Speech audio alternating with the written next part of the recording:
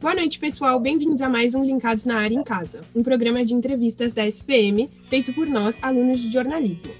Hoje gravamos cada um em sua casa, respeitando o distanciamento social. Eu sou Thaís Fullman. E eu sou Julia Trusco. O entrevistado de hoje é um jornalista, pesquisador e escritor. Recentemente, ele lançou um livro importantíssimo, chamado A República das Milícias, dos Esquadrões da Morte à Era Bolsonaro. Ele trabalhou 10 anos no Estadão e já atuou na Folha de São Paulo, Revista Veja e Folha da Tarde. É um dos maiores especialistas sobre segurança pública do país e atualmente é pesquisador do Núcleo de Estudos de Violência da Universidade de São Paulo. Aqui com a gente, Bruno Paes Manso. Bruno, é um prazer imenso ter você aqui com a gente hoje. Muito obrigada por aceitar nosso convite. Prazer é meu. Obrigado, Júlia. Obrigado, Thaís, por terem me convidado. Agora roda a vinheta, que daqui a pouco tem mais Bruno Paes Manso para vocês.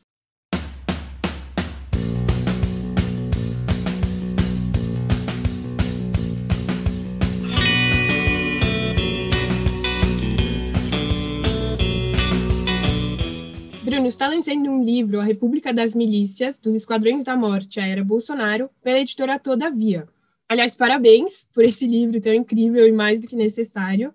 Mas então, para começar, eu ia pedir para você explicar para a gente como as milícias funcionam no Brasil. As milícias, elas, principalmente no livro, né, as milícias, eu trato das milícias do Rio, principalmente, que é um tipo de modelo de negócio criminal muito próprio da cidade, né, e muito ligado à história do crime na cidade, que tem uma tradição desde os anos 60, 70,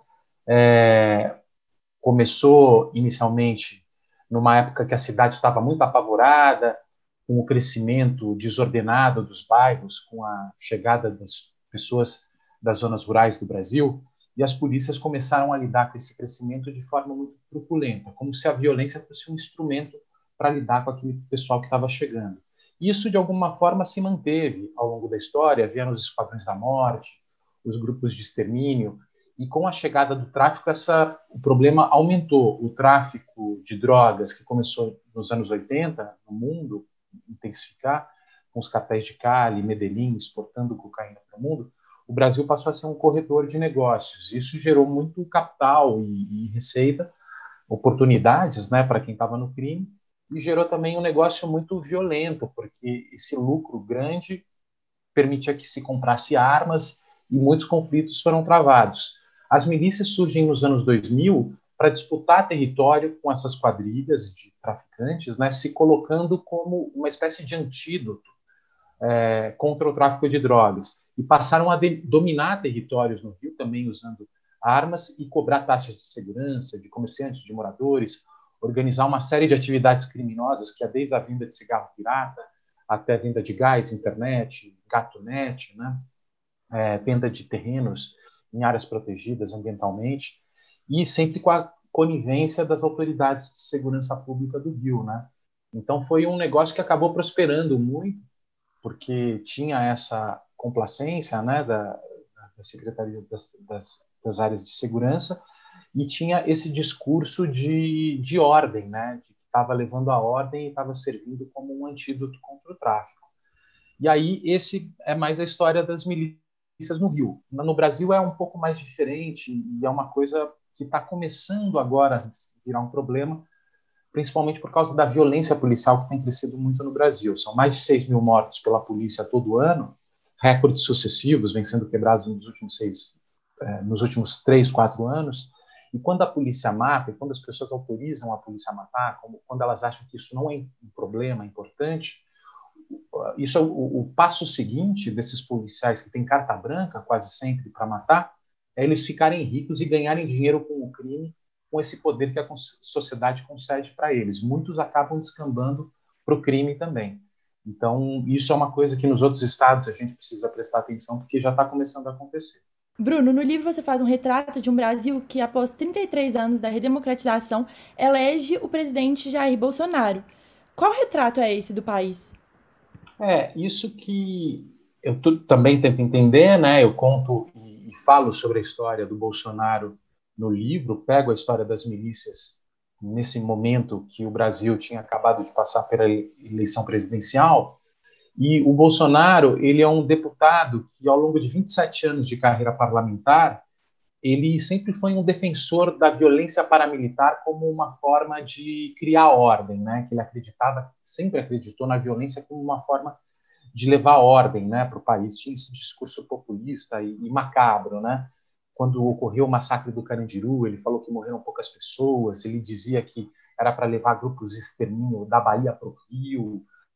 Ele sempre teve esse tipo de discurso mais truculento e conseguia votos suficientes para eleger ele e a família dele. Nada muito além disso. Em 2018, ele consegue, de alguma forma, convencer quase 60 milhões de brasileiros de que havia lé com cré aí nessas falas dele, né? As pessoas engoliram esse discurso apologista da violência e é um pouco isso que eu tento entender, né? Porque depois de 33 anos de democracia, quando a gente imaginava que havia um avanço nos debates sobre direitos civis, sobre civilidade, né? Essa é uma das nossas expectativas no processo de redemocratização. A gente chega nesse momento que parece voltar décadas e décadas atrás, né? E o que aconteceu? Essa é uma pergunta permanente do livro também. E você comentou o aumento da violência policial, ou até mesmo casos de pessoas que contratam milicianos para dominar territórios, assim, na Amazônia, por exemplo. E por que você acredita que esse aumento esteja acontecendo? Porque, na verdade, são mercados criminais muito lucrativos, né? Existe um mercado do crime, de produtos ilegais, que vai desde a droga até a madeira, até o garimpo, né? Que gera muito dinheiro e que muitas vezes são deixados de lado, né? E acabam sendo governados por esses grupos criminosos.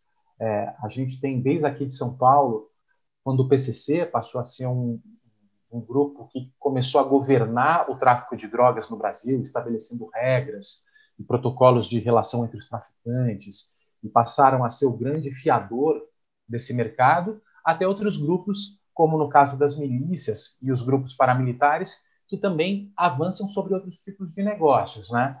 No Pará tem uma série de atividades criminosas que as polícias e as milícias já estão envolvidas. No Mato Grosso do Sul, também esse mercado de disputa de terra tem grupos de policiais envolvidos nesses conflitos. Como muitas vezes acabam sendo relegados, como se não fosse apenas problemas pontuais de polícia, que você prende um, prende outro, uma hora ou outra, mas é um mercado que continua gerando muito lucro e sempre atraindo novos participantes, né? Não adianta prender se o mercado continua forte.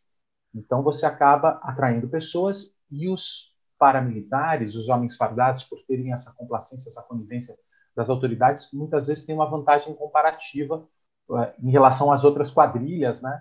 Porque tem essa autorização de matar, as pessoas enxergam a violência que eles fazem de uma forma mais tolerante. Isso acaba gerando uma série de problemas. Mas, Bruno, qual foi a sua maior motivação para escrever esse livro, fazendo esse panorama, né, do mundo do crime no Brasil, a partir dessa abordagem histórica? Foi tentar entender por que as pessoas matam e como elas justificam a violência. Faz 20 anos que eu estou nessa, né? Eu comecei esse primeiro livro que vocês citaram, O Homem X, que eu fiz a partir de uma série de entrevistas que eu tinha feito na Veja, em 99, com matadores de chacinas. Chacinas eram um episódio onde mais de 3 pessoas morriam no mesmo local. Nessa fase, São Paulo era muito violenta, tinha quase 100 chacinas por ano.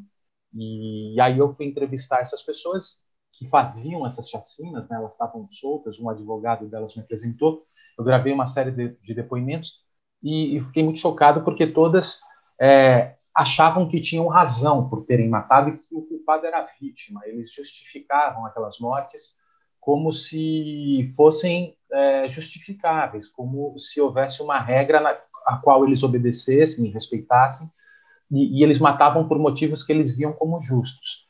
Então, a minha pergunta de pesquisa, ao longo de todo esse tempo é justamente como é que se forma essa convicção de que o assassinato pode ser justificado, porque as pessoas enxergam a violência como algo positivo, né? Algo que possa resolver alguma coisa. A partir daí, eu continuei estudando, passou pela fase que os homicídios em São Paulo começaram a cair, eu comecei a partir daí, tentar entender o papel do PCC nesse processo, o modelo de negócio do PCC a partir das prisões, e aí veio a eleição do Bolsonaro, né? Eu tinha acabado de publicar o livro sobre o PCC com a minha colega Camila Nunes Dias, e eu achei que era muito simbólico aquilo tudo, para tudo isso que eu vinha pesquisando, justamente porque o Bolsonaro era uma pessoa que se fez politicamente defendendo a violência como uma forma de exercer autoridade, né? Ele sempre teve um discurso muito truculento e populista nesse sentido. E aí eu achei que era o caso de eu mergulhar, porque era um momento muito importante da história do Brasil e o meu histórico de pesquisa me exigia um mergulho, porque o tema tinha virado nacional e eu achei que era o caso mesmo de tentar entender isso. E mais sobre o Rio, assim, teve um estudo que chama O Mapa dos Grupos Armados do Rio de Janeiro. Ele mostrou que a milícia controla 57% da área da cidade. E como é a situação de vida dessas pessoas que moram nessas regiões? São pessoas que vivem sob tiranias, né? Sob tiranias armadas e que precisam, no caso das milícias, tem duas diferenças que as pessoas me contaram no Rio, né? E até é uma coisa que eu falo no livro, muitas vezes eles perguntavam, mas você prefere tráfico ou milícia? Como se tivesse só essas duas opções e o governo democrático, o Estado de Direito, não fosse uma das opções que eles pudessem acreditar, né? Porque o governo e as instituições se fragilizaram tanto que eles só têm que pesar entre tráfico e milícias, né? Isso é muito cruel para as pessoas que vivem lá.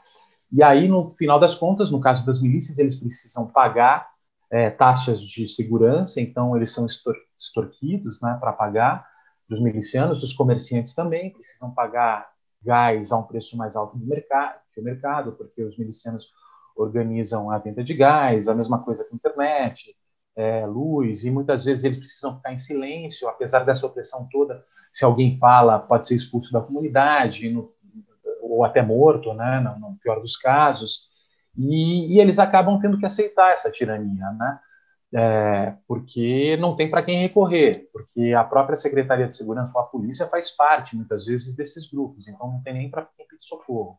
No caso do tráfico de drogas, a situação é ainda pior, porque, por um lado, tem um aspecto positivo, que o modelo de negócio do tráfico não é de extorquir os moradores, eles vendem a droga para conseguir a receita. Então, não depende da extorsão dos moradores para conseguir fazer a receita, né, do criminal. Tal.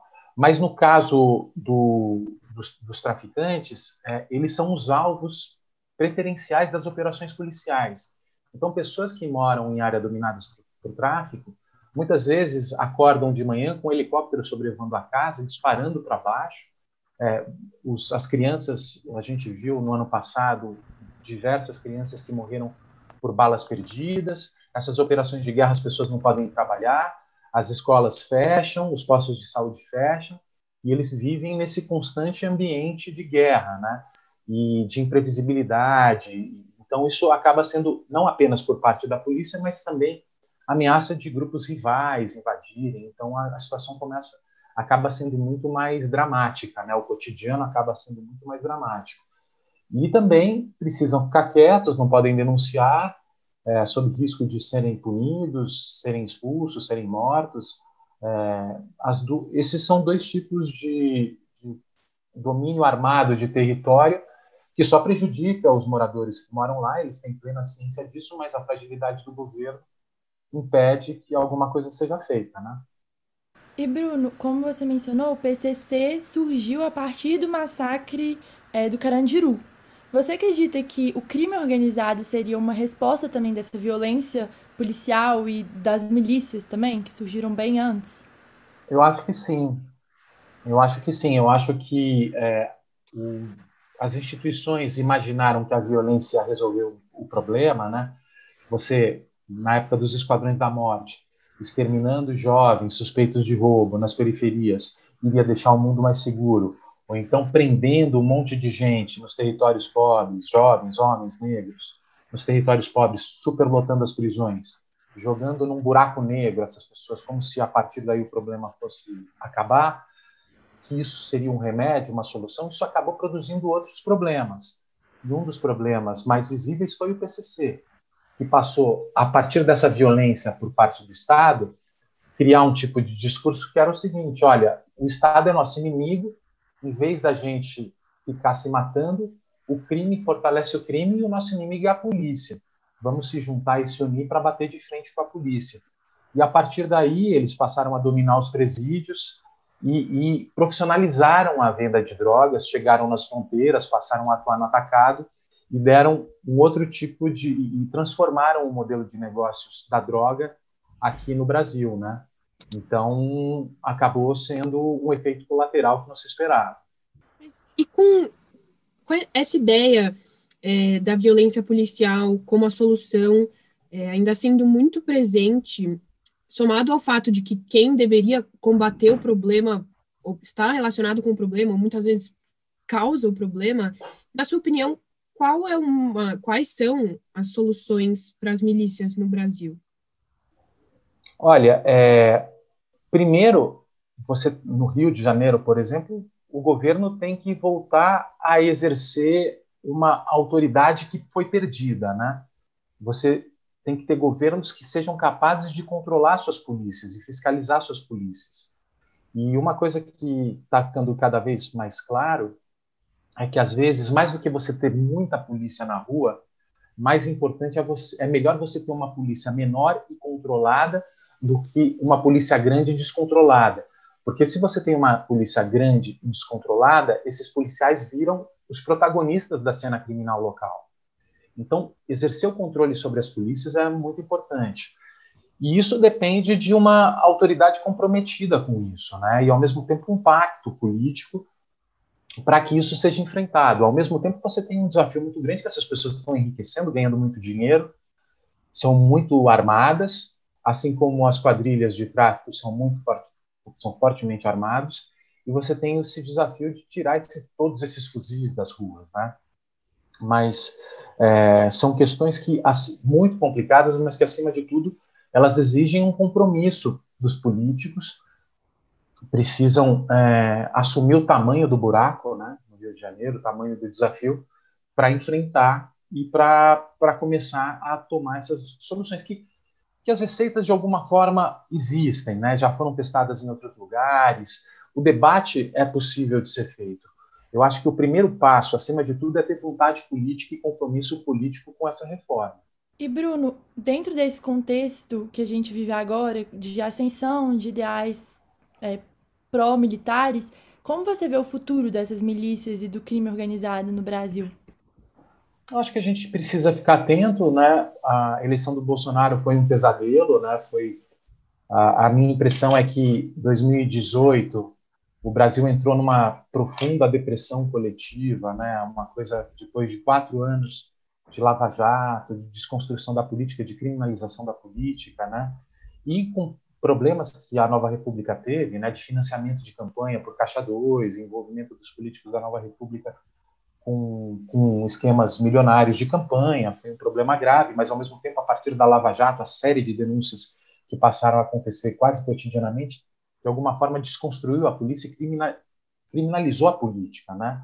E junto com a crise econômica, com a recessão, a gente viveu em 2018 uma grande depressão coletiva, né? Que os políticos passaram a ser vistos como fonte de esperança, né? Eles passaram a ser desacreditados, né? E aí o Bolsonaro acaba surgindo como uma boia de salvação, essa figura macabra, né, que era alguns anos atrás ridicularizada no parlamento, ninguém dava muita bola, virou uma espécie de boia de salvação e não deixa de ter sido, assim, me parece uma escolha meio autodestrutiva mesmo, né? Nessa depressão é quase uma escolha suicida, né? E autodestrutiva diante do baixo astral que a gente vinha vivendo.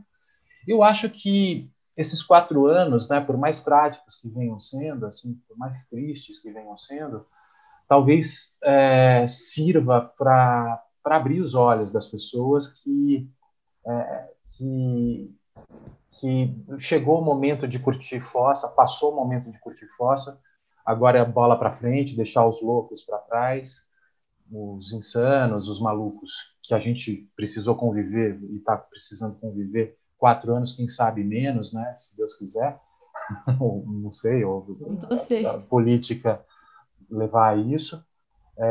Mas eu acho que a gente vai voltar um pouco à racionalidade e que talvez quem sabe, tenha sido só um momento de desespero, né?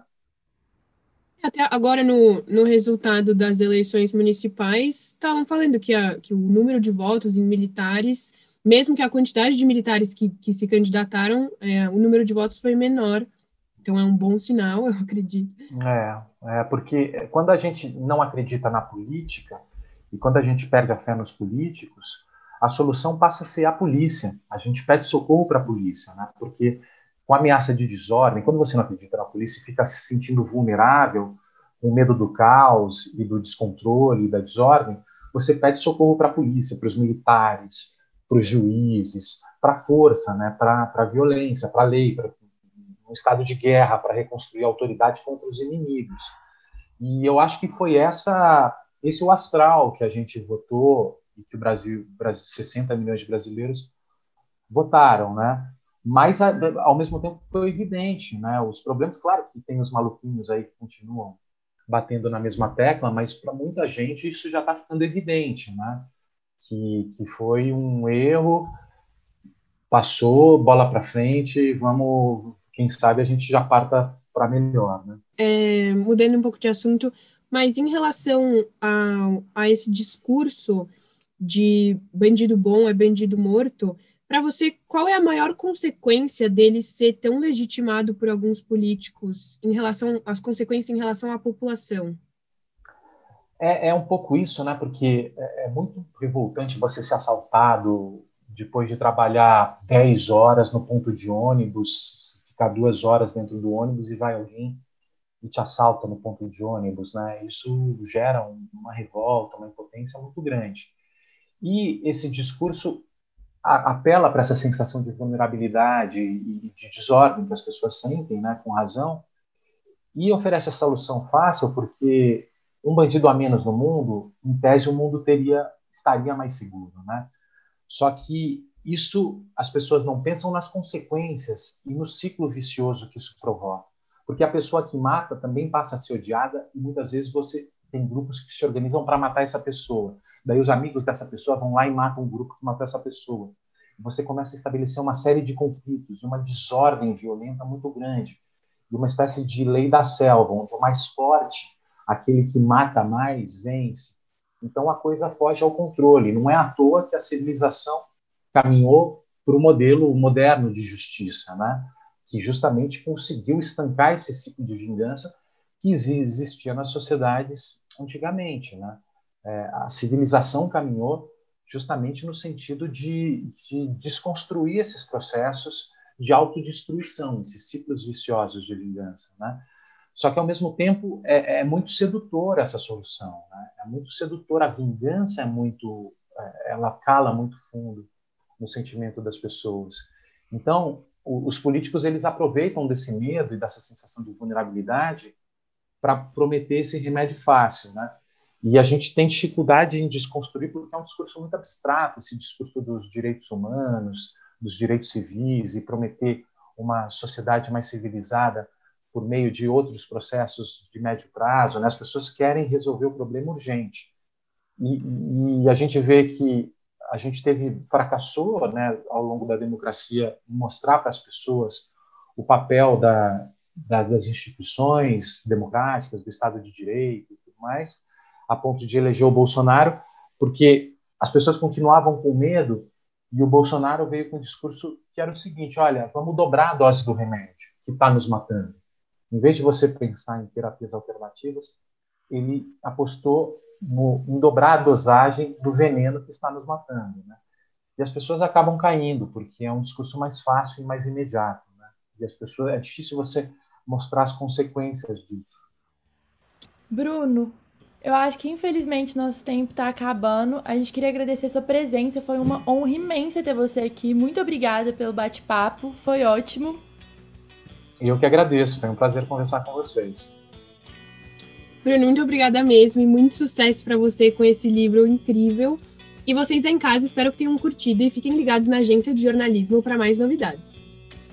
A gente queria agradecer a audiência e também toda a equipe do Linkados na Área, nossas queridas professoras Eide Vargas e GG. Até o próximo Linkados na Área!